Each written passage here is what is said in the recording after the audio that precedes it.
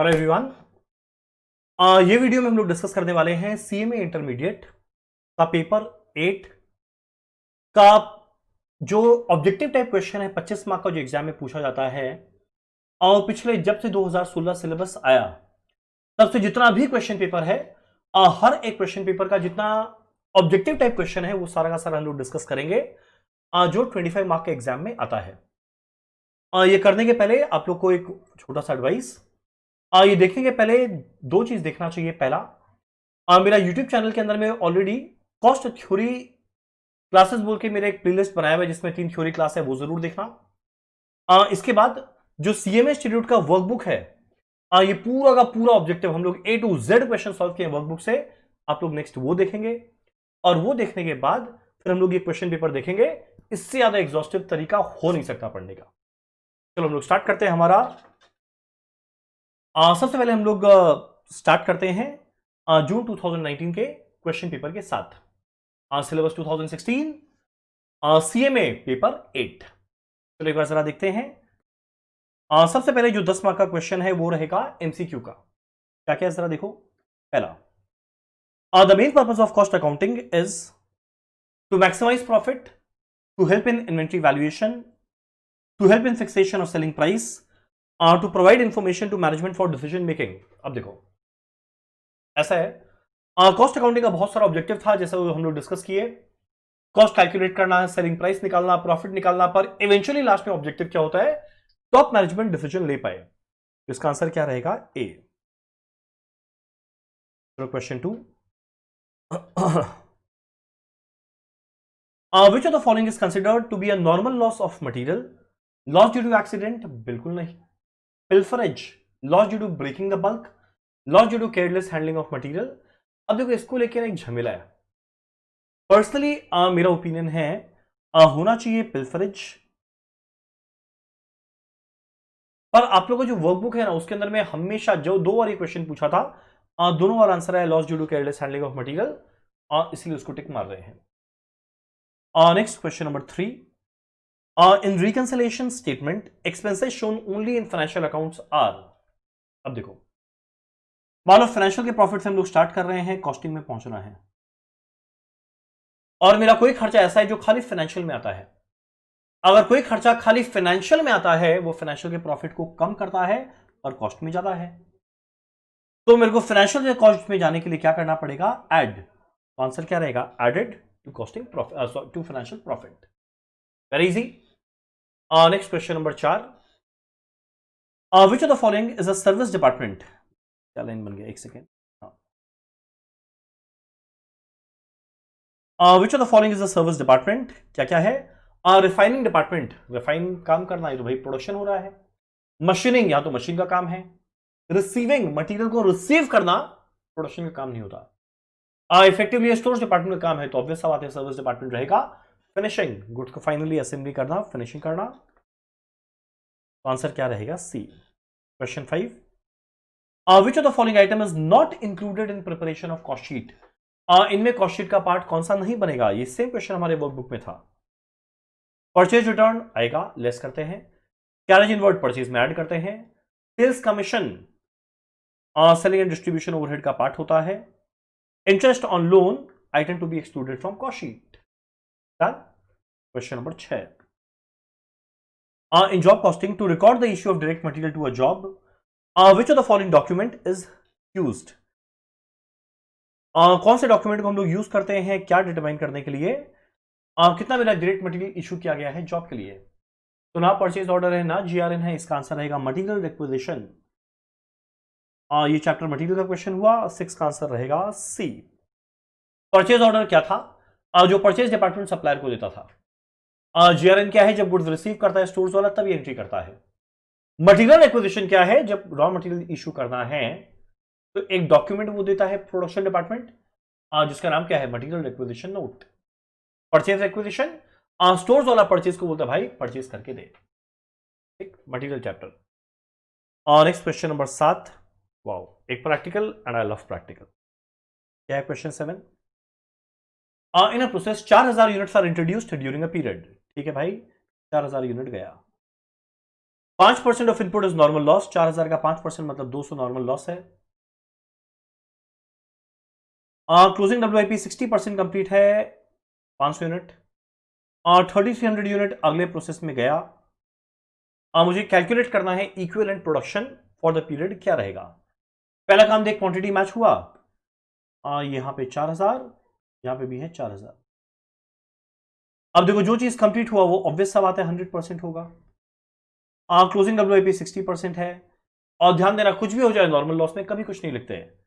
तो 500 का 60% 300, ये 3300 क्या बनेगा 3600। राइट आंसर क्या बनेगा 3600। डन। और नेक्स्ट क्वेश्चन नंबर 8, एक और practical, very good. Product generates a contribution to sales ratio, यानी कंट्रीब्यूशन बाय सेल वाला पीवी रेशियो है 40%।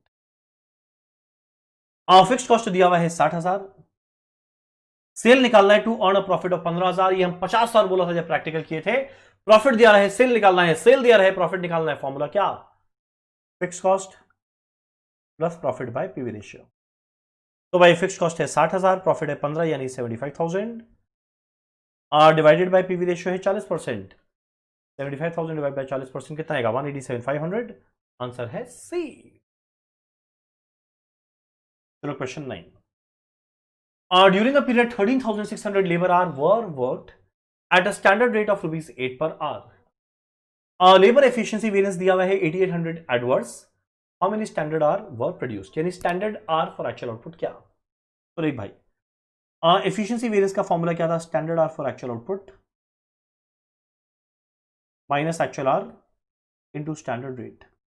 और ये 8800 एडवर्स में है मतलब माइनस में रहेगा।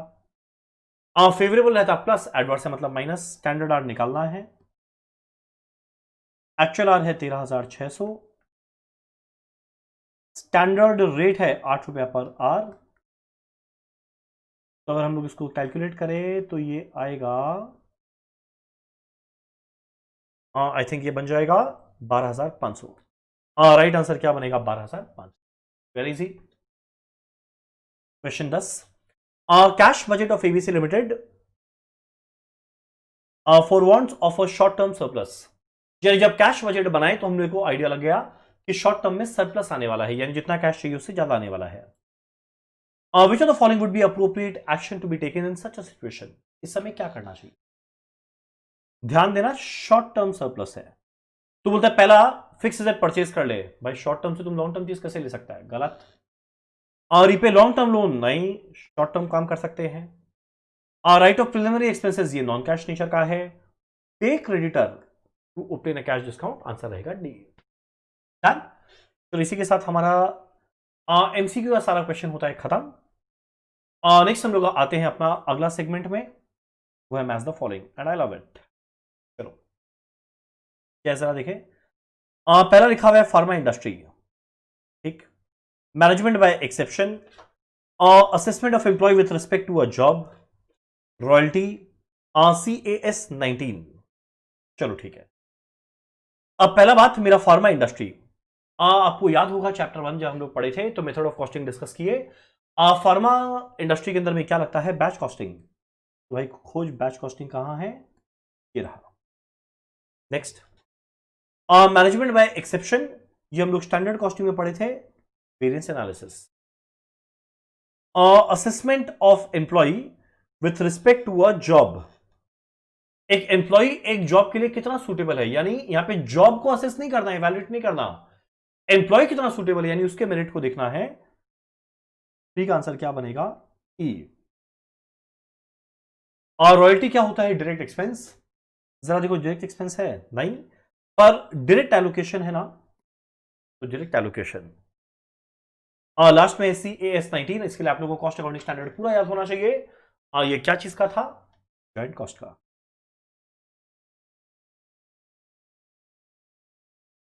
डन। चलो वेरी इजी। और नेक्स्ट हम लोग का है ट्रू फॉल्स। पहला, bin card is maintained by costing department, एकदम गलत। Bin card is maintained by store keeper, store ledger is maintained by costing department. ये एग्जैक्ट हम लोग सेम चीज पढ़े थे। CA8 CAS 8 Deals with principles and methods of determining direct expenses. I'm really sorry, false. FIFO is followed for evaluation of equivalent production when prices are fluctuating. False. ये workbook में भी था. Price fluctuate करता है तो हम लोग को वेटेड एवरेज लेना चाहिए. Next, PV ratio remains constant at all level of activity. True. Marginal costing में पढ़े थे कि भले नंबर ऑफ यूनिट बढ़े या नंबर ऑफ यूनिट गिरे, मेरा पीवी रेशियो हमेशा रहता है सेम. प्रिंसिपल फैक्टर या लिमिटिंग फैक्टर या की factor is the starting point for preparation of various budget. True. ये सेम क्वेश्चन हमारा वर्कबुक पे भी था. Fill in the blanks. Differential cost is the change in cost due to change in level of activity from one level to another. ये बहुत बार discuss किए थे chapter budget में. CAS dash stands for cost of service cost centre, cost accounting standard 13. CAS याद है ना, तो मान लो तुम लोगों को 4-5 नंबर हो गया एग्जाम का. Next, in contract costing the cost unit is. Contract costing के अंदर में कॉस्ट यूनिट क्या रहेगा, कितना पैसा चार्ज करना है पर कॉन्ट्रैक्ट. ठीक. Marginal cost is the dash of sales over contribution is the excess of sales over contribution. When actual cost is less than the standard cost. अगर एक्चुअल कॉस्ट स्टैंडर्ड कॉस्ट से कम लग रहा है तो अच्छा बात है ना, it is known as favourable variance. Done. तो एक बात सुनो, 25 मार्क की है और जरा एक बार आप लोग YouTube में वीडियो देख रहे हैं, जरा देखना 11 मिनट 40 सेकंड हुआ है. 11 मिनट में 25 मार्क का क्वेश्चन होता है, आए ना आए 25 मार्क सलट जाएगा. और सोचो 11 मिनट में एक बार ये सलट गया और 25 में अगर तुम लोग को मान लो 20 भी आता है तो एक बात तो पक्का हो गया, निकल गया पेपर, पास तो हो गए. तो इसी वजह से हम इतना अलग से टाइम अभी डिवोट कर रहा है पूरी प्रिपेयर करने में, वर्कबुक कर रहे हैं, क्वेश्चन पेपर कर रहे हैं, ताकि ये 25 मार्क आप लोग का सिक्योर हो जाए. डन. तो जून 19 का पेपर होता है खत्म. एक और हम वीडियो पॉज कर रहे हैं, दूसरा क्वेश्चन पेपर डाउनलोड करके उसको डिस्कस करते हैं. चलो नेक्स्ट हम लोग डिस्कस करने वाले हैं सीएमए इंटर दिसंबर 2018 का पेपर. चलो फटाफट देखते हैं दिसंबर 2018 में क्या है पेपर में. चलो पहले हम लोग आते हैं एमसीक्यू में. क्या लिखा हुआ है, joint cost is suitable for. पहला ऑयल इंडस्ट्री, अगला fertiliser industry, ornament industry, infrastructure industry. आप लोगों को याद होगा जब हम जॉइंट कॉस्ट बाय प्रोडक्ट का एग्जांपल दे रहा था, उससे हम ये सेम एग्जांपल डिस्कस किया था ऑयल इंडस्ट्री का लेके. तो joint cost is suitable for oil industry. यहां से रिफाइंड ऑयल भी निकलता है, क्रूड ऑयल से रिफाइंड एंड डीओसी दोनों निकलता है. Next, cost of idle time arising due to non availability of raw material. अब आइडल टाइम था क्योंकि रॉ मटेरियल खत्म हो गया, तो ऑब्वियस सा बात है नॉर्मल चीज तो हो नहीं सकता, ये अबनॉर्मल है. और जैसे शब्द आएगा अबनॉर्मल, कहां ट्रांसफर करना चाहिए, कॉस्टिंग पीएल. चलो अगला हमारा तीसरा question. Charging to a cost centre those overhead that result solely for existence of that cost centre is. याद करना, एक था एलोकेशन, एक था अपोर्शनमेंट, एक था रीअपोर्शनमेंट. एलोकेशन क्या था, जब हम लोग डायरेक्टली आइडेंटिफाई कर पाते थे, यानी उसी की वजह से जो कॉस्ट लगता था उसको हम लोग क्या करते थे, एलोकेशन. तो आंसर क्या रहेगा, एलोकेशन. जो next, standard deals with the cost of service cost centre CAS 13. ये हम लोग का पढ़ा हुआ है. Question 5, in reconciliation statement income shown only in financial accounts. तो भाई याद कर, फाइनेंशियल से स्टार्ट कर कॉस्ट में पहुंचना है, और इनकम खाली फाइनेंशियल में आया है, यानी फाइनेंशियल का प्रॉफिट बढ़ा हुआ है, कॉस्ट का कम. तो भाई ज्यादा से कम करना है, क्या करेंगे, लेस. तो क्या करेंगे, डिडक्टेड फ्रॉम फाइनेंशियल प्रॉफिट. 5 का आंसर क्या रहेगा, B. Next question number 6, the most suitable cost system where the product differ in type of material and work performed is job costing. ध्यान देना, जहां पे हर चीज डिफर कर रहा है, यानी कस्टमर का जो रिक्वायरमेंट आया उसके हिसाब से प्रोडक्ट बना रहे हैं, वहां क्या लगाएंगे, जॉब कॉस्टिंग. चलो अगला हमारा question number 7, in a process 10,000 units are introduced during a period. अगर आप लोग क्लोजली ऑब्जर्व करो तो देखो जून 19 में जैसा पेपर था उसी टाइप का जो दिसंबर 18 में, तो पैटर्न बड़ा सेम टाइप का चलता है. चलो, ओहो क्या कर रहा हूं मैं, 10,000 यूनिट इंट्रोड्यूस किया, 10% है नॉर्मल लॉस, थोड़ा जूम इन कर देते हैं। 10% है नॉर्मल लॉस, यानी नॉर्मल लॉस है 1000। क्लोजिंग WIP है 1570% कंप्लीट। 7500 यूनिट कंप्लीट हुआ। पहला काम जरा देख, क्वांटिटी मैच हुआ, एकदम हुआ। मुझे इक्विवेलेंट यूनिट निकालना है, नॉर्मल लॉस में नहीं आएगा। WIP 70% कंप्लीट है, यानी 1050। ये हमेशा पूरा रहेगा, यानी क्या बनेगा 8550। आंसर क्या रहेगा सी। याद करो पिछले पेपर में भी ऐसा क्वेश्चन था।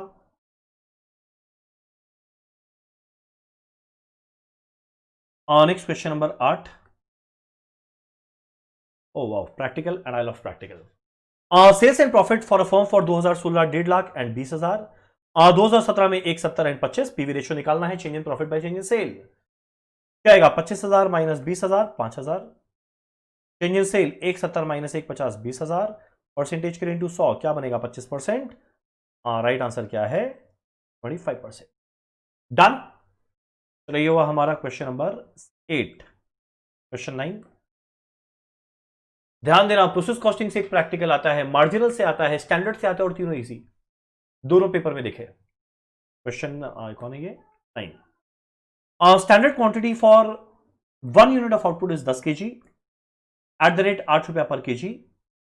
एक्चुअल आउटपुट 600 बनाया, तो भाई एक के लिए 10 है, तो 600 के लिए कितना आएगा 6000। स्टैंडर्ड रेट कितना है 8, यानी स्टैंडर्ड कॉस्ट 48,000।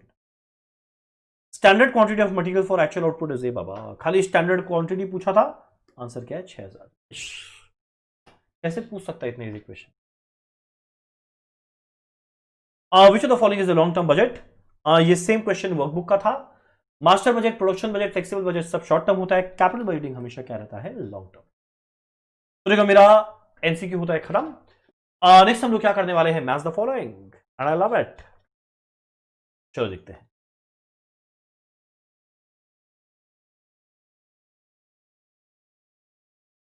पहला cash discount, escalation clause, CAS 19, notional cost, zero based budgeting, सब नाम सुना हुआ है।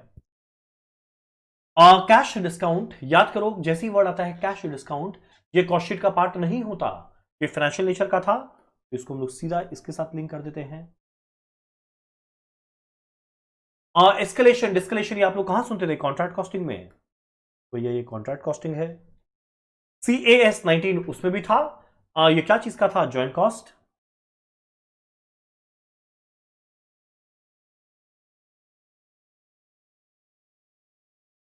ये रहा जॉइंट कॉस्ट। नेक्स्ट मेरा नॉशनल कॉस्ट या इंप्यूटेड कॉस्ट इंटरचेंजेबली यूज होता है, या इंप्लिसिट कॉस्ट हो गया। नेक्स्ट मेरा जीरो बेस्ड बजटिंग, ये एक डिसीजन पैकेज है। ये बजट चैप्टर का वर्कबुक में हम लोग सेम चीज डिस्कस किए थे। कितना इजीली हो गया मैच द फॉलोइंग। नेक्स्ट हमारा क्या है, ट्रू फॉल्स। चलो आते हैं ट्रू फॉल्स के अंदर में। चलो, multiple costing is suitable for banking industry, बिल्कुल नहीं यार, बैंकिंग इंडस्ट्री सर्विस सेक्टर है, यहां पे जनरली एक्टिविटी बेस्ड कॉस्टिंग लगता है, एक्टिविटी बेस्ड बांट के, तो मल्टीपल कॉस्टिंग नहीं लगेगा, false. Slow moving inventory have a high turnover ratio ना, और नाम ही स्लो मूविंग, तो इसका टर्नओवर रेशियो हाई कैसे रहेगा, लो रहेगा। Next, cost ledger control account make the cost ledger self balancing, यानी कॉस्ट लेजर कंट्रोल अकाउंट मतलब GLE की वजह से सेल्फ बैलेंसिंग लेजर होता है, ट्रू। ये हम लोग जब कॉस्ट अकाउंटिंग रिकॉर्ड डिस्कस किए तो ये सेम बात बोले थे। There is inverse relationship between batch size and carrying cost, जितना ज्यादा क्वांटिटी एक साथ आएगा उतना कम कैरिंग कॉस्ट होगा ना, उतना ज्यादा कैरिंग कॉस्ट होगा, ये फॉल्स है। लास्ट में, marginal costing follows the identifiability wise classification of cost, direct indirect wise हम लोग आइडेंटिफाई नहीं करते, वेरिएबिलिटी वाइज हम लोग क्लासिफाई करते हैं फिक्स्ड एंड वेरिएबल में। तो आइडेंटिफाइबिलिटी मतलब डायरेक्ट इनडायरेक्ट हो जाता है, वैसे क्लासिफाई थोड़ी करते हैं हम लोग, करते हैं क्या फिक्स कॉस्ट है क्या वेरिएबल, तो आंसर क्या रहेगा फॉल्स। डन। लास्ट में fill in the blanks. Dash is discount allowed for bulk purchaser, bulk purchase करने पे ट्रेड डिस्काउंट मिलता है, अर्ली पेमेंट में कैश डिस्काउंट मिलता है। Next, CAS dash stands for cost of utilities, आपको याद होना चाहिए CAS 8। Under integrated accounting system the accounting entry for payment of wages is to debit dash and to credit dash. Integrated में जब wages को पे करते हैं एंट्री होता है wages account debit, wages control account debit to cash account. तो debit क्या होगा, वेजेस कंट्रोल। तो कितना इजी क्वेश्चन है। If actual loss in a process is less than the normal loss, actual loss normal loss से कम हुआ तो क्या हो गया, नॉर्मल गेन।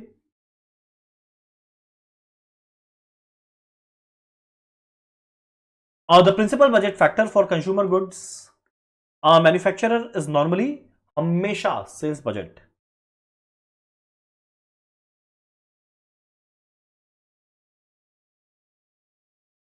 हमेशा पहला बजट क्या चीज का होता है, सेल्स बजट। तो अगेन 25 मार्क, इसमें तो और कम टाइम लगा, आई थिंक 8-9 मिनट में हो गया। ठीक, बहुत टाइम दे रहे हैं, मेरा इच्छा है आप लोग प्लीज इस पेपर में 90 पार करो कोई। चलो डन, हमारा दिसंबर 2018 का पेपर होता है खत्म। एक बार वीडियो पॉज करके हम दूसरा क्वेश्चन पेपर डाउनलोड करते हैं, फिर आगे बढ़ते हैं। नेक्स्ट हम लोग का देखो है जून 2018 का क्वेश्चन पेपर, और हम लोग क्या डिस्कस कर रहे हैं, ऑब्जेक्टिव टाइप क्वेश्चन। चलो पहले एमसीक्यू, तुम लोग रिलेट करेगा, तुम लोग देखेगा कि कितना सेम टाइप का क्वेश्चन ये लोग लगातार पैटर्न में पूछता है। यही रीजन हम बहुत सारा पेपर सॉल्व करवा रहे हैं। देखो पहला, बैच कॉस्टिंग इज सूटेबल। याद करो ये क्वेश्चन हम लोग किए थे, वहां पे आया था फार्मा इंडस्ट्री में क्या लगता है बैच कॉस्टिंग, या बोलते हैं बैच कॉस्टिंग किस में लगेगा, फार्मा इंडस्ट्री। और बाकी सब में मेरा प्रोसेस कॉस्टिंग लग जाता है। Next, idle time is time spend by worker in office, time spend by worker in factory, time spend by worker of their work, time spend by worker on their job. Of their work, work के अलावा कोई time spend कर रहा है, वो idle time है। चलो question 3, warehouse expense is an example of. अब आप लोग पे डिपेंड करता है, आप लोग इसको रॉ मटेरियल का मानेंगे तो प्रोडक्शन ओवरहेड, एफजी का मानेंगे तो डिस्ट्रीब्यूशन ओवरहेड, जो मन चाहे एज्यूम करना, टिक मार देना। ये रॉ मटेरियल के केस में है, ये एफजी के केस में है, लिख भी देना आप लोग क्या माने। तो next question 4, standard deals with principles and methods of determining depreciation and amortisation. इसके लिए हमें एक तरीका याद दिलाया था, पहले AS6 था, बाद में AS10 बन गया, दोनों मिला के 16 था। तो आंसर क्या रहेगा, CAS16। Next, and reconciliation statement, देखो ये क्वेश्चन हर बार आता है हर पेपर में। In reconciliation statement, expenses shown only in cost accounts. Financial से स्टार्ट करना है, कॉस्ट में पहुंचना है। एक्सपेंसेस जो खाली कॉस्ट में आया, कॉस्ट के प्रॉफिट को गिराएगा, फाइनेंशियल का ज्यादा है तो भाई ज्यादा से कम करना है, क्या करेंगे, लेस, तो डिडक्टेड फ्रॉम फाइनेंशियल प्रॉफिट, 5 का B. Question number 6, in job cost system cost are accumulated. अगर जॉब कॉस्टिंग है तो यहां पे हम लोग कॉस्ट हमेशा निकालते हैं जॉब वाइज, आंसर रहेगा बी। क्वेश्चन 7, अब देख लो सेम टाइप का क्वेश्चन हर पेपर में पूछ रहा है, ये जो आया है 6000 यूनिट इंट्रोड्यूस किए, 5% नॉर्मल लॉस 300, क्लोजिंग WIP है 800, 60% कंप्लीट, 4900 यूनिट कंप्लीट हुआ। एक बार देखना दोनों तरफ मैच हो रहा है कि नहीं, एकदम हो रहा है, नॉर्मल लॉस में नहीं आएगा। 800 का 60% 480, ये आएगा 4900, क्या बनेगा 5380, आंसर क्या बनेगा, डी। डन। क्वेश्चन नंबर 8, जो अब जो आप लोग पेपर देंगे कितना जबरदस्त कॉन्फिडेंस के साथ। Question 8, which of the following best describes the fixed cost. Fixed cost क्या है, it may change in total where such changes unrelated to changes in production. ये बात तो देखो सही है, बिना प्रोडक्शन के चेंज हुए भी चेंज हो सकता है, हम नहीं बोल रहे चेंज नहीं होता, पर प्रोडक्शन पे डिपेंड नहीं करेगा। इसका एग्जांपल मान लो 50 स्टूडेंट को बिठाना है, मुझे रेंट देना पड़ेगा 20,000। अब जैसे मान लो नंबर ऑफ स्टूडेंट बढ़ेगा तो फिक्स कॉस्ट बढ़ेगा, और वो यूनिट के सेम प्रोपोर्शन में थोड़ी बढ़ रहा है, पर स्टिल चेंज हो सकता है। नेक्स्ट, तो यानी ये ऑप्शन तो करेक्ट है, पर बोलता है बेस्ट देखना है। आगे देखे, it may change in total where such change is related to change in production, तब तो भाई वेरिएबल हो जाएगा। It is constant per unit, variable cost होता है constant per unit. It may change in total where such change depends on production within the relevant range. हाँ, ये वाला भी बात सही है। तो जो क्वेश्चन नंबर 8 है इसका ए और डी दोनों सही है, पर ए ज्यादा सुटेबल है, ये लिख देते हैं। क्वेश्चन नंबर 9, एज यूजुअल एक क्वेश्चन आना ही था मार्जिनल कॉस्टिंग का, हर पेपर में आता है। Z limited is planning to sell 1 lakh unit of product A for 12 रुपया per unit, selling price 12। Fixed cost दिया हुआ है 2,80,000। प्रॉफिट कमाना है 2 lakh. What would be the variable cost, what would the variable cost be? ठीक है, कितना आसान है सोच। 1 लाख यूनिट बेचेगा @12। तुम लोग वो बना लो ना इनकम स्टेटमेंट चाहो तो। Sale value 12 lakh, variable cost निकालना है, कंट्रीब्यूशन पता नहीं, फिक्स कॉस्ट एंड प्रॉफिट दोनों पता है।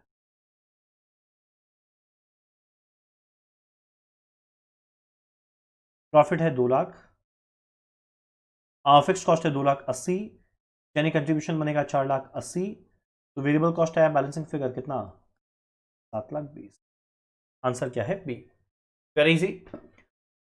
लास्ट हमारा क्वेश्चन नंबर 10। सेल्स बजट क्या चीज का एग्जांपल है? Functional budget. ये सेम क्वेश्चन हमारा वर्कबुक में भी था।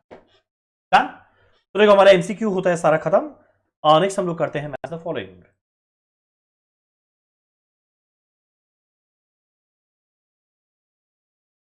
चलो,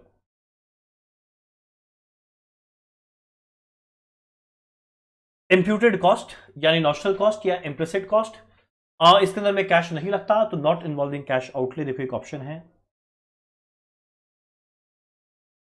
एफएसएन।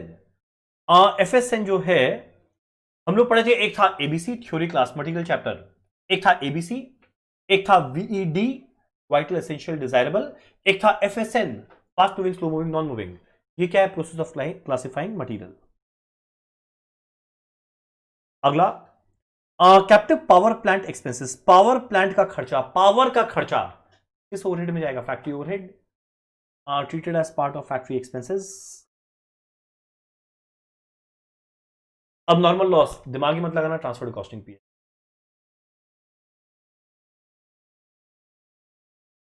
वेरिएंस एनालिसिस, वेरिएंस एनालिसिस किस में होता है? स्टैंडर्ड कॉस्टिंग में। इसका एक और है मैनेजमेंट बाय एक्सेप्शन, ये हम लोग पढ़े थे स्टैंडर्ड कॉस्टिंग में। एक और नाम मैनेजमेंट बाय एक्सेप्शन। चलो डन। नेक्स्ट सेगमेंट हमारा रहेगा ट्रू फॉल्स। आ जाते हैं फटाफट। चलो, क्या है true false? Factory overhead cost apply to a job is usually based on predetermined rate. Job के अंदर में फैक्ट्री ओवरहेड कैसे निकालते हैं? एक ओवरहेड रिकवरी रेट के बेसिस पे। True. CAS 19 deals with principles and method determining the manufacturing cost of accessible goods. False। इसके लिए आपको CS नंबर याद होना चाहिए। Cost as a control account makes the cost as a self balancing, पिछले paper में भी था। ट्रू। फीफो मेथड तब यूज करते हैं जब प्राइस फ्लक्चुएट होता है, पिछले के पिछले पेपर में भी था। फॉल्स। ये वेटेड एवरेज में लगता है। Standard cost and budgeted cost are interrelated and interdependent. ना भाई, बजटेड कॉस्ट एक फिक्स क्वांटिटी पे होता है, स्टैंडर्ड कॉस्ट पर यूनिट लेते हैं, लास्ट में फॉर एक्चुअल आउटपुट में कन्वर्ट करते हैं। डन। नेक्स्ट हमारा क्या है? फिल इन द ब्लैंक्स, वो भी कर लेते हैं। Dash is the process of regulating the action so as to keep the limit of cost within the set parameter। एक कॉस्ट कंट्रोल था, कॉस्ट रिडक्शन। ये क्या बनेगा? Cost control. कॉस्ट रिडक्शन में permanent reduction in unit cost होता है of goods manufactured और services rendered without impairing the suitability. In absorption costing dash is added to inventory. याद करो, मार्जिनल कॉस्टिंग में खाली वेरिएबल कॉस्ट आता है, जबकि एब्जॉर्प्शन कॉस्टिंग में फिक्स्ड कॉस्ट भी आता है। CAS डैश ये हर पेपर में आया है, सर्विस कॉस्ट सेंटर में CAS 13 हर पेपर में आया है। At dash contribution is equal to fixed cost. अब देखो कंट्रीब्यूशन और फिक्स कॉस्ट बराबर हुआ मतलब प्रॉफिट 0। तो कौन से पॉइंट में होता है? At break even point. एकदम लॉलीपॉप है सब। Next, the budget which describes the business organisation budgeting procedure is known as budget manual. ये आप लोग प्लीज नोट करना, बजट मैनुअल। डन। तो इस पेपर में भी अराउंड आई थिंक 8 मिनट के आसपास लगा है। 25 मार्क। डन। दिसंबर कौन सा था पेपर? सॉरी, ये पेपर जून 18 था। वापस से नया पेपर डाउनलोड करके डिस्कस करते हैं। नेक्स्ट हम लोग स्टार्ट कर रहे हैं दिसंबर 2017 का पेपर के साथ। चलो जरा देखिए क्या है। चलो पहले MCQ, cost of idle time arising due to non availability of raw material, ये एक और पेपर में था। Non availability of raw material अब नॉर्मल चीज है, कहां जाएगा, कॉस्टिंग पीएल, एक और पेपर में पूछा हुआ है। Selling and distribution overhead are absorbed on the basis of, ध्यान देना, फैक्ट्री ओवरहेड अगर रहेगा तो मशीन आर या लेबर आर, ऑफिस ओवरहेड या सेलिंग ओवरहेड रहेगा as a percentage of works cost. ये सेम क्वेश्चन आप लोग का था, बोले कहां पे, वर्कबुक के अंदर में। ओके, वैसे इसके अंदर में आंसर ऑल ऑफ भी हो सकता है, आपके वर्कबुक में ये आंसर आप मार्क करना, पर वैसे रेट पर यूनिट भी होगा, percentage on selling price of each unit भी होगा। इनफैक्ट नहीं, आप लोग यहां पर मार्क डी करना चाहिए। अगर ऑफिस ओवरहेड होता ना तो ये लिख देते, पर सेलिंग ओवरहेड के लिए बाकी सब भी सूटेबल है, डी रहना चाहिए। अरे बाबा ये क्या है, what entry will be passed under integrated system, integrated यानी जीएलए नहीं रहेगा, for purchase of stores on credit, stores को परचेज कर रहे हैं क्रेडिट में, तो एंट्री क्या होगा, stores control account debit to creditor. जरा देखो भाई कहां है, कहां है कहां है कहां है, ये रहा आंसर सी। Next question 4। अब देखो ये सेम क्वेश्चन आना आप लोग के निश्चित हो गया है, हर पेपर में रहता है। 800 यूनिट गया, 5% नॉर्मल लॉस 40, क्लोजिंग डब्ल्यूआईपी है 100, मेरा कंप्लीट हुआ है 660 यानी 800 हो गया। नॉर्मल लॉस में कभी कुछ नहीं आएगा, 100 का 60% कंप्लीट हुआ 60, ये 660 मिलाकर क्या बनेगा 720। हर पेपर में देखो, हर पेपर में कितना प्रिडिक्टेबल पेपर हो जाता है। Next question 5, dash deals with, अब देखो वापस से सीएस का question, dash deals with principles and methods of determining the production और ऑपरेशन ओवरहेड, इसके लिए क्या रहेगा सीएस 3, आपको बस पता होना चाहिए। एक ये आना ही था रिकंसिलेशन का question, there is a loss as per financial accounts 10,600, तो माइनस में लिख देते हैं।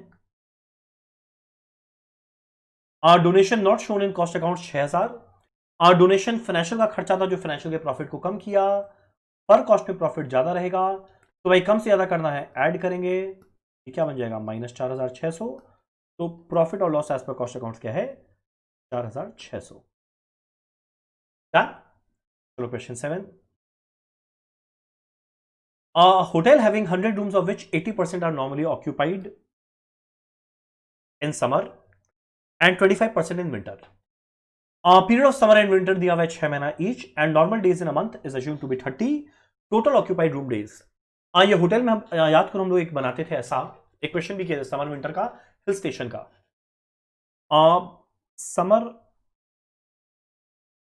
समर और विंटर, नंबर ऑफ रूम्स कितना है 100, ऑक्यूपेंसी है यहां पे 80%, यहां पे 25%, दोनों 6 महीना के लिए और हर महीना में 30 दिन यानी 180 दिन, तो रूम डेज कैसे आएगा, 100 का 80% ऑक्यूपाइड यानी 80 इंटू 180 दिन के लिए कितना बनेगा 14,400, 100 का 25% 25, 180 दिन के लिए क्या बनेगा 4,500, मिला के क्या आएगा 18,900। राइट आंसर क्या बनेगा 18,900। Very easy. Next question number 8 आना ही था, ऑब्वियस सा बात है, एक मार्जिनल कॉस्टिंग का question. Firm has fixed expense of 90,000, sale value profit दिया हुआ है, पीवी रेशियो मुझे कैलकुलेट करना है, सेल दिया है प्रॉफिट निकालना है, प्रॉफिट दिया है सेल निकालना है, फॉर्मूला मुझे पता है क्या होता है सेल का, fix cost plus profit by PV ratio. Sale है 3 लाख, फिक्स कॉस्ट है 90,000, प्रॉफिट है 60,000, पीवी रेशियो कैलकुलेट करना है, अगर आप लोग कैलकुलेट करके देखोगे 1.5 लाख बाय 3 लाख ये बन जाएगा 50%। Done. Next question 9, marginal costing technique follows the following basis of classification, element wise बिल्कुल नहीं, मटेरियल वेजेस इसको नहीं जानना, फंक्शन वाइज नहीं जानना, बिहेवियर वाइज जानना है। बिहेवियर वाइज मतलब क्या होता है, कैसे बिहेव करेगा कॉस्ट, फिक्स्ड वेरिएबल या सेमी वेरिएबल। आइडेंटिफिकेशन मतलब डायरेक्ट या इनडायरेक्ट नहीं जानना। Last question 10, which of the following is not a potential benefit of using a budget? इनमें से बजट का बेनिफिट कौन सा नहीं हो सकता? पहला, मोर मोटिवेटेड मैनेजर्स, बिल्कुल नहीं। Enhanced coordination of firm activities, improve inter departmental communication, more accurate external financial statement. इसका आंसर क्या रहेगा? लास्ट वाला। जो नेक्स्ट हमारा है मैच द फॉलोइंग। नेक्स्ट हमारा मैच द फॉलोइंग देखे। Component of cost sheet,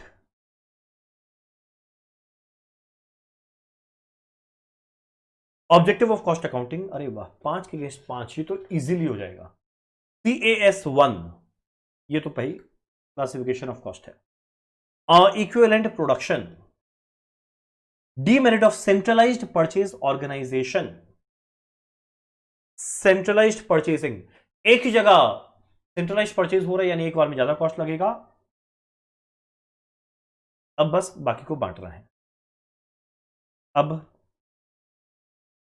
equivalent production करते हैं किस सेंस में? In terms of completed units. क्या बचा भाई? कंपोनेंट ऑफ कॉस्ट शीट,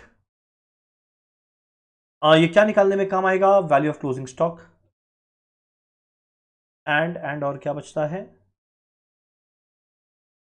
अच्छा नहीं, ऐसे नहीं, ये रेफरेंस टू जॉब हो जाए। ओहो, क्या बन रहा भाई? जॉब वाइज हम लोग कॉस्ट शीट बनाते हैं। ऑब्जेक्टिव ऑफ कॉस्ट अकाउंटिंग क्या है? वैसे तो देखो ये है नहीं। ऑब्जेक्टिव ऑफ कॉस्ट अकाउंटिंग होता है कॉस्ट कैलकुलेट करना, सेलिंग प्राइस निकालना, प्रॉफिट कैलकुलेट करना, cost control, cost reduction, decision making. पर चलो ठीक है, एक अप्रोप्रिएट ऑप्शन में ये भी आ जाएगा। कॉस्ट निकाले इसलिए क्लोजिंग स्टॉक का वैल्यू मिल गया। और नेक्स्ट हमारा क्या है? True false. चलो जरा ट्रू फॉल्स देख ले क्या है। बाई प्रोडक्ट में undergo further processing before sale, एकदम होता है। जॉइंट प्रोडक्ट बाई प्रोडक्ट का क्वेश्चन करते थे तो याद करो, काफी और बाई प्रोडक्ट को फर्दर प्रोसेस करके बेचते थे। आंसर क्या रहेगा? True. Material which can be identified with the given product unit of cost centre is called as indirect. भाई आइडेंटिफाई हो गया तो डायरेक्ट है ना, तो इनडायरेक्ट थोड़ी रहेगा। फॉल्स।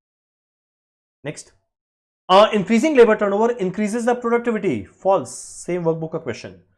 अगर ज्यादा लोग छोड़ के जाएंगे तो एफिशिएंसी खराब होगा, बढ़ थोड़ी जाएगा।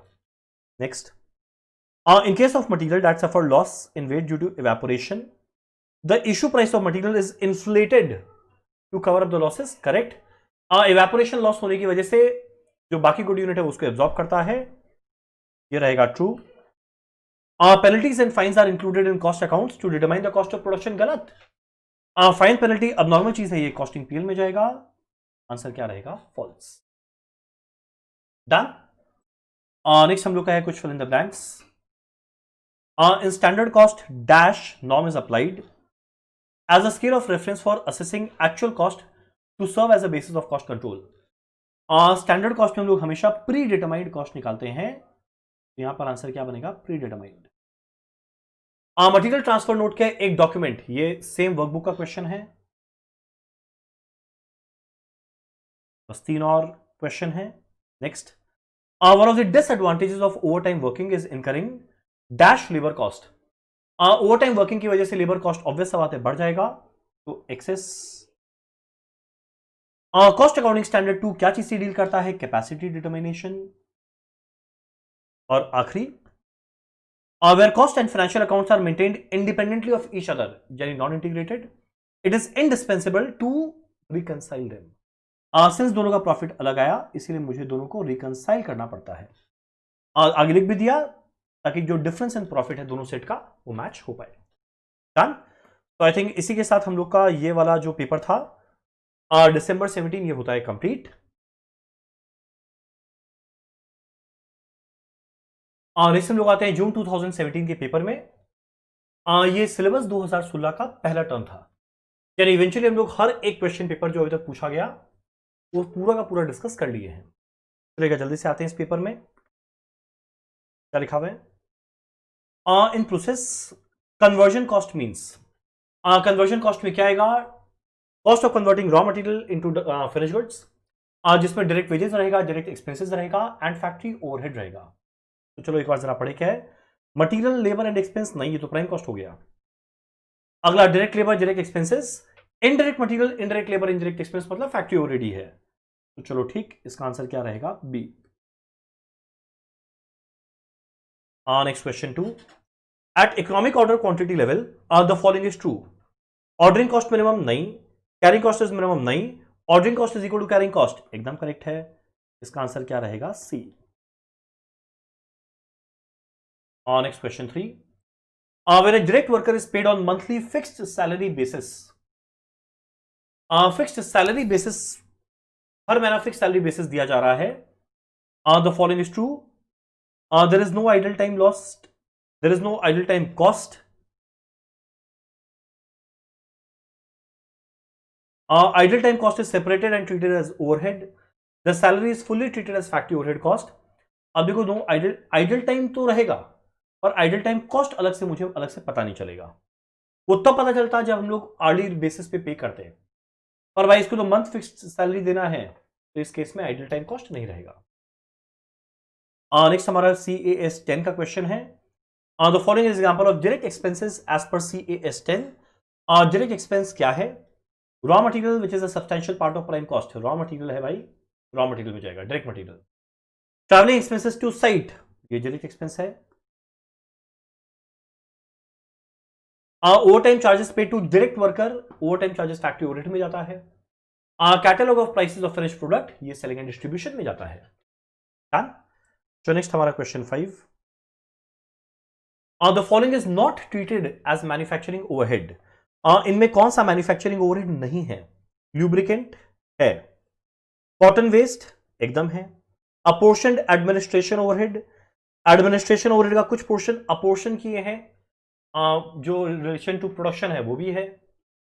Night shift allowance paid to a factory worker due to general work pressure, general work pressure है तो वेज कॉस्ट का पार्ट हो जाता है। तो 5 का आंसर क्या रहेगा? डी। ये हम लोग पढ़े थे चैप्टर लेबर के थ्योरी में, जब ओवर टाइम का बात किए, जब साल भर रहता है तो वो तो सीधा वेज रेट बढ़ेगा। Question number 6, when you attempt a reconciliation of profit as per financial accounts and cost accounts, the following is done. Okay, क्या है ऑप्शन? पहला, at the under absorption of overhead in cost accounts if you start from financial। यानी अगर हम लोग financial से start कर रहे हैं, कॉस्ट में पहुंच रहे हैं, और बोलते हैं अगर अंडर एब्जॉर्प्शन हो गया यानी अंडर रिकवरी। अंडर रिकवरी मतलब क्या? रिकवर हुआ कम पर खर्चा लग गया ज्यादा। तो अगर खर्चा ज्यादा लगा हुआ है, फाइनेंशियल का प्रॉफिट कम, ये ज्यादा रहेगा, तो फाइनेंशियल से कॉस्ट में जाने में इसको ऐड करना है, एग्जाम करना है। बहुत ही बढ़िया बात, पहला ऑप्शन ही राइट निकल गया, अदरवाइज करके पढ़ते रह जाते। ऑल ऑफ द कुछ नहीं है ना। हाँ, अगर ऑल वाला रहता तो मेरे को सारा ऑप्शन पढ़ना पड़ता। तो नेक्स्ट हमारा क्वेश्चन नंबर 7 क्या है? Batch costing is applied effectively in the following situation.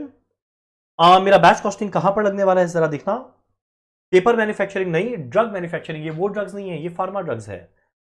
तो बैच कॉस्टिंग का सबसे बढ़िया एग्जांपल ये फार्मा, 3-4 पेपर में आ गया। Next, in the context of contract account work completed and not yet certified will be shown at cost plus 2/3 of notional profit. नहीं भाई, at cost plus notional profit नहीं, at cost under completed work नहीं, at cost under WIP। Yes, क्या नाम होता था? WIP, dash की work uncertified. Next हमारा क्वेश्चन नंबर जो भी है 9, a certain process needed standard labour of 24 skilled labour hour and 30 unskilled labour hour. तो भैया स्किल्ड है, अनस्किल्ड है 24 एंड 30, स्टैंडर्ड रेट है 60 और 40। Actually 20 and 25 labour hour were used, actual में 20 and 25 labour hour were used at the rate of 50 and 50। Then the labour mix variance will be, मेरा labour mix variance क्या रहेगा वो मुझे calculate करना है। एक बात बोले, फेवरेबल है, एडवर्स है, जीरो है, क्या है वो मुझे कैलकुलेट करना है। अब एक तरीका है पूरा कैलकुलेशन करके चेक करना। ठीक, अगला तरीका है शॉर्टकट से डिस्कस करना। हम लोग एक काम करते हैं, हम लोग कैलकुलेशन करके एक बार देखते हैं। पहले एक बार इसको ऐड कर ले, 54, ये कितना है 45, सही लिखा है ना? 24 एंड 30, और यहां पे कितना है? 20 एंड 25। परफेक्ट। तो अगला मेरे को चाहिएगा actual hour in standard proportion. Actual hour है 45। अगर स्टैंडर्ड के प्रोपोर्शन में रहता तो 24 और 30, ये रेशियो क्या है? 4:5। 4:5 यानी क्या बनेगा? 18 एंड सॉरी 4:5, 9, 5,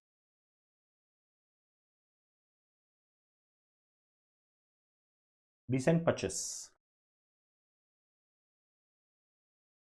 ओह अच्छा, आगे दिमाग मत लगा। रीजन, मेरा मिक्स वेरियंस का तो सवाल ही नहीं उठता। ये रेशियो भी 4:5 है, ये रेशियो भी 4:5, यानी जब रेशियो सेम है तब मिक्स वेरियंस क्या आएगा? ओ नाइस, स्मार्ट क्वेश्चन। आंसर क्या है? 0। दिमाग ही मत लगाओ, कैलकुलेशन करके देखते तब भी 0 आता। एनीवेज, अगला लास्ट हमारा question 10। If an organisation has all the resources it need for production, then the principal budget factor is most likely to be. हमेशा मोस्ट प्रिंसिपल सबसे इंपॉर्टेंट फैक्टर क्या होता है? Sales budget, sales demand. Done. चलिए, ये था हमारा MCQ. Next होगा मैच द फॉलोइंग। जल्दी से करते हैं मैच द फॉलोइंग। बाबा बहुत सारा मैच द फॉलोइंग है भाई, 5 है और यहां पे 10 है। चलो, high inventory turnover ratio, efficient use of stock, मेरे को स्क्रीन में यहीं पर दिख गया। जॉब इवैल्यूएशन, जॉब इवैल्यूएशन, तो देख भाई जॉब का बात किधर किया है लोग? Evaluation of employ performance, merit, उसका देखना हुआ। रैशनैलिटी इन वेज स्ट्रक्चर हो जाएगा इसका आंसर। जॉब की इवैल्यूएट कर और फिर देख उस हिसाब से कितना वेजेस देना चाहिए। सैलरी ऑफ प्रोडक्ट डिजाइनर, जो मेरा प्रोडक्ट डिजाइनर है इसका जो सैलरी है वो कहां जाएगा? Factory overhead. फैक्ट्री ओवरहेड कहां है? ये रहा। बाय प्रोडक्ट का वैल्यू, जो मेरा बाय प्रोडक्ट का वैल्यू है वो कहां जाएगा? कहीं देखो, कहीं लिखा है क्या? लेस करो मेन कॉस्ट से, employ performance, material budget, admin overhead, sales, production, को प्रोडक्ट। ठीक है, अपॉर्चुनिटी कॉस्ट बनेगा। कारण क्या? अगर ये बाई चांस मेन प्रोडक्ट बन जाता तो कुछ कमाते, जो हम अनफॉर्चुनेटली खो रहा है। लास्ट में मास्टर बजट, मेरा मास्टर बजट के अंदर में क्या आएगा? P&L budget. चलो, मेरा मैच द फॉलोइंग खत्म। नेक्स्ट ये मेरा क्या है? True false. चलो पढ़ते हैं।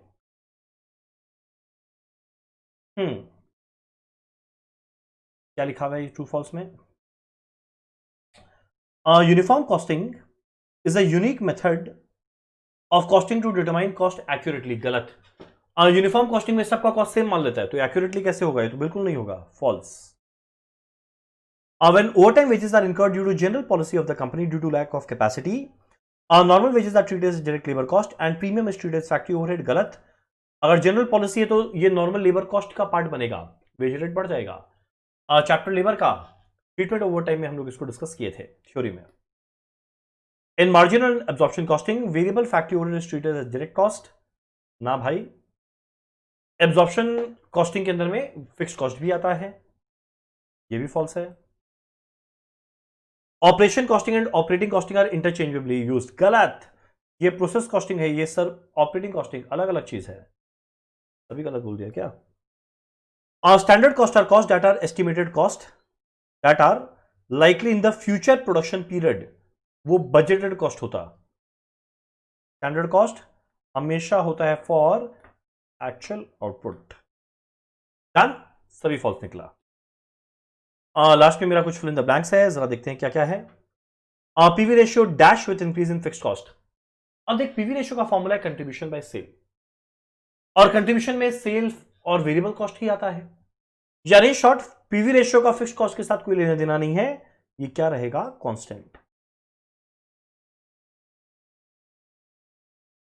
In the graph showing the angle of incidence, okay ठीक है। When the quantity is 0 the total cost line cuts the cost axis at, अच्छा, यानी जब बीपी का लाइन बनाए और जब क्वांटिटी 0 है तो मेरा टोटल कॉस्ट लाइन जो यहां से स्टार्ट होता है, ये कॉस्ट क्या होगा? 0 क्वांटिटी में भी जो कॉस्ट हो रहा है वो क्या रहेगा? Fix cost. इतना क्यों घुमा के पूछा? पूछ लेता normal. Question 3, process costing is credited with value for dash loss when scrap value is 0. Process costing is credited with the value for dash loss. Scrap value 0 है, तब भी मेरा प्रोसेस अकाउंट के क्रेडिट साइड में कौन सा loss का value आ सकता है? अब नॉर्मल लॉस का, गुड यूनिट के रेट पे। Next, when special material is purchased for direct use in a job, directly job में जा रहा है तो उसको हम लोग कहां ट्रांसफर करेंगे? WIP control account.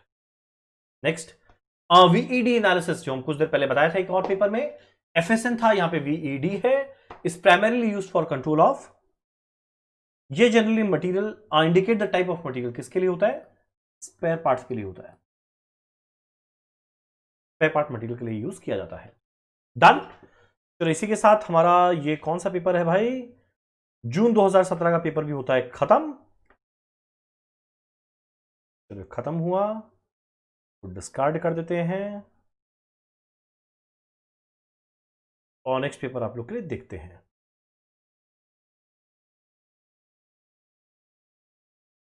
एक और पेपर है, ये पेपर है दिसंबर 2019 का। एक्चुअली आप लोग के सीएमए के वेबसाइट के अंदर में खाली जून 2019 तक का ही अपलोडेड है, तो दिसंबर 2019 के लिए मेरे को एक अलग सोर्स से डाउनलोड करना पड़ा। एनीवेज, इसको भी हम लोग कवर कर लेते हैं।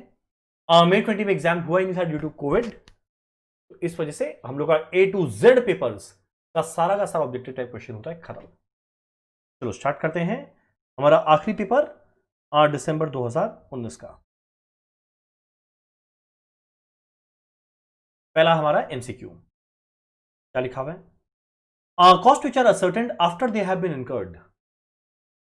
मेरा वो कॉस्ट जो हम लोग असर्टेन करते हैं, कॉस्ट इनकर हो जाने के बाद, उसको हम लोग क्या बोलते हैं? Sunk cost? नहीं, वो तो ऑलरेडी डूब गया। इंप्यूटेड कॉस्ट, वहां कॉस्ट लगता ही नहीं है। अपॉर्चुनिटी कॉस्ट, कुछ कॉस्ट फोरगॉन है। आंसर क्या रहेगा? Historical cost. Next, prime cost plus variable overhead is known as marginal cost.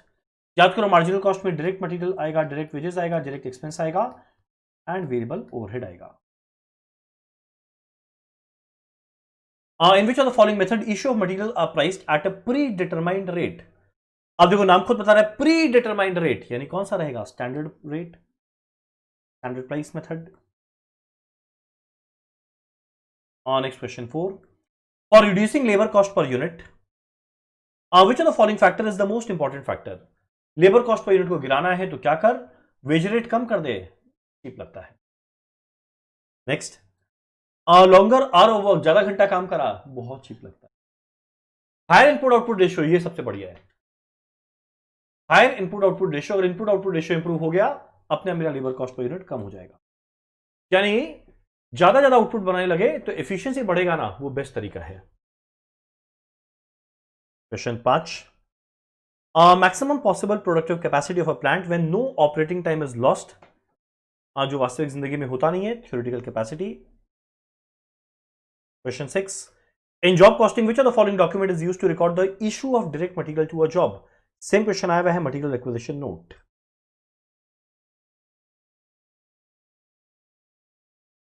Question 7, the main purpose of accounting of joint product and by product, joint product by product करने का main objective क्या है? Determine the profit या loss on each product line, एकदम। Selling price नहीं निकालना, वो पता रहता है। स्ट्रैटेजी रिक्वायरमेंट नहीं है, कॉस्ट एंड लोड फालतू है।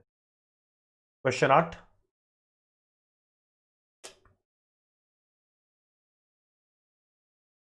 During a period 2560 labour hour were worked, actual hour है 2560, at a standard rate of 7.5 रुपया per unit, standard rate. Efficiency variance दिया है, कितना स्टैंडर्ड आर था? एफिशिएंसी वेरिएंस का formula standard hour minus actual hour, multiply करेंगे standard rate. ये 825 adverse है, इसीलिए माइनस में लिख दिए। स्टैंडर्ड आर क्या है निकालना है, एक्चुअल आर क्या है 2560, स्टैंडर्ड रेट कितना है 7.5 इक्वल टू माइनस 825। अगर हम लोग इसको सॉल्व करें तो देखना ये आ जाएगा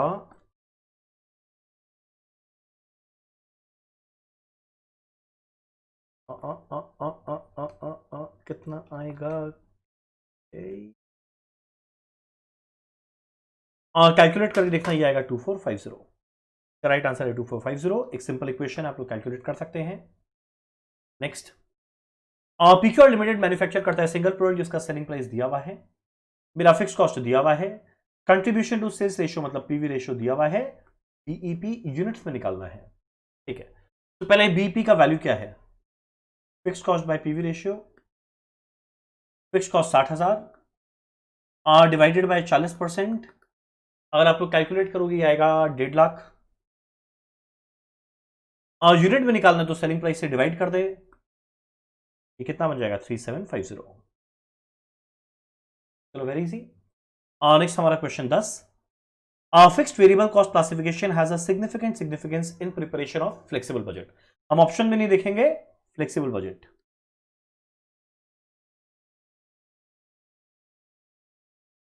आंसर क्या है, फ्लेक्सिबल बजट। फ्लेक्सिबल में फिक्स्ड वेरिएबल में हम लोग बांटते थे। नेक्स्ट है मेरा match the following. Well match the following देखते हैं क्या क्या है।